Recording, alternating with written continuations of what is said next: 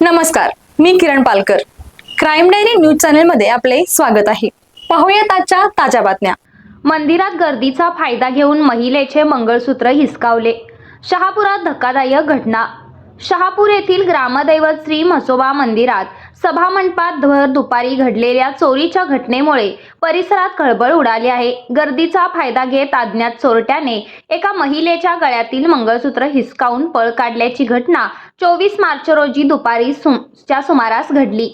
याबाबत मिळालेल्या माहितीनुसार सौ स्नेहा सुहास पाटील वय वर्ष 26 राहणार आर.के. नगर शहापूर या मंदिरात उपस्थित असताना अज्ञात व्यक्तीने त्यांच्या गळ्यातील सुमारे 90,000 रुपये किमतीचे मणी मंगळसूत्र लबाडीने हिसकावून नेले.